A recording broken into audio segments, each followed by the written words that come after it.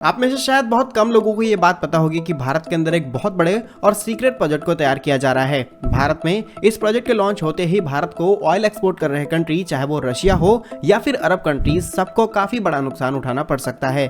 लेकिन ओवरऑल भारत की निर्भरता इन सभी देशों से कम पड़ जाएगी। लेकिन सबसे बड़ी बात यह है कि भारत में एक भारतीय कंपनी इस प्रोजेक्ट की शुरुआत कर रही है, जिससे सारा कंट्रोल भारत के हाथ में रहेगा। हम बात कर रहे हैं मुकेश अंबानी जी की कंपनी रिलायंस इंडस्ट्रीज के बारे में। कंपनी दो बड़े और सीक्रेट प्रोजेक्ट की शुरुआत भारत में कर रही है, और ये प्रोजेक्ट सीक्रेट क्यों है इसके बारे में आपको पता चल जाएगा। आपको याद होगा 27 दिसंबर 2015 को भारत के अंदर जियो लॉन्च होता है। भारत के टेलीकॉम सेक्टर में एक नई क्रांति देखने को मिलती है। लेकिन सोचने वाली बात यह है कि सीक्रेटली इतना बड़ा प्रोजेक्ट आखिर कैसे लॉन्च होता है। इसके पीछे 5 सालों से तैयारी की जा रही थी। पूरे देश के अंदर टेलीकॉम नेटवर्क बिछाए गए, टावर्स को इंस्टॉल किया गया, तब जाकर के पूरे देश में एक साथ जियो को लॉन्च किया गया। और अब यही प्लानिंग रिलायंस ग्रुप सोलर और हाइड्रोजन प्रोजेक्ट में कर रही है। स्पेशली बात की जाए सोलर के बारे में तो रिसेंटली आंध्र प्रदेश के अंदर ग्लोबल इन्वेस्टर समिट हुआ, जहां पर रिलायंस ग्रुप का कहना है कि वो स्टेट के अंदर ultra high speed 5G telecom network और नई सोलर यूनिट की शुरुआत कर रहे हैं। कुछ दिनों पहले ही रिलायंस ग्रुप, टाटा ग्रुप और कई बड़े प्लेयर्स ने PLI स्कीम के तहत मॉड्यूल मैन्युफैक्चरिंग में भी पार्टिसिपेट कर लिया है।